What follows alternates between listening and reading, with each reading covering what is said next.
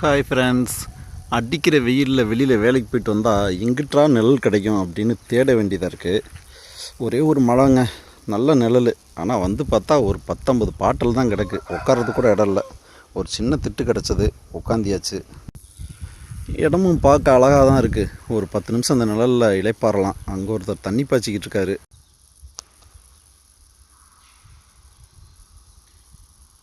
கிணத்துல தண்ணி பார்த்து ரொம்ப நாள் ஆயிடுச்சு. இங்கே ஒரு கிணறு இருக்குது, போய் தண்ணியை பார்ப்போம் எவ்வளோ தண்ணி இருக்குன்னு. உங்கள் ஊர்லலாம் வெயில் எப்படி இருக்குது? காலையில் கொஞ்சம் மேகமூட்டமாக இருந்துச்சு. ஆனால் இப்போ பார்த்தா மறுபடியும் வெயில் வந்து வெள்ளை வெயில் அப்படின்னு சொல்லுவாங்கள்ல, அப்படி அடிச்சுக்கிட்டு இருக்கு. சுத்தமாக மேகமூட்டமே இல்லை. கிணத்துக்கு வந்தாச்சு. இங்கே பாருங்கள், மீன் சரியான மீனுங்க.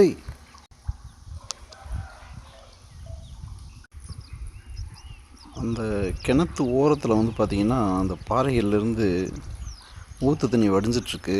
ஒரு காலத்தில் எங்கள் கிணத்துல இப்படி தான் இருக்கும். அந்த தண்ணியை குடிக்கிறதுக்கு அவ்வளோ சுவையாக இருக்கும். இங்கேலாம் தண்ணி வந்து உப்பு கரிச்சு தாங்க இருக்கும்.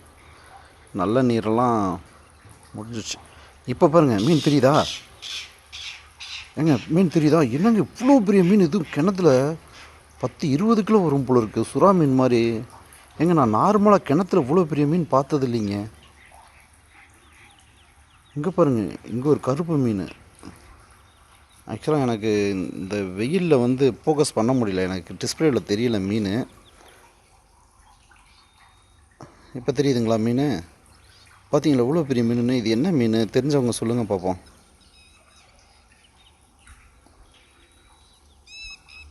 ஏங்க கேமராவில் பார்க்குறதுக்கே எனக்கு இவ்வளோ பெருசாக இருக்குங்க. நீங்கள் நேரில் வந்து பார்த்தீங்கன்னா இவ்வளோ பெருசாக தெரியுது. அது பாருங்கள், 2 மீனுமே சேர்ந்துருச்சு. பக்கத்தில் தான் இருக்குது. ஒரு பிளாக் கலர் மீன், ஒரு டார்க் பிளாக் கலர் மீன், ஒரு ப்ரௌன் கலர் மீன். ஓகே, நம்ம வேலைக்கு கிளம்புவோம். அது மீன் வந்து அவங்க வளர்ப்பாங்க போல இருக்குது.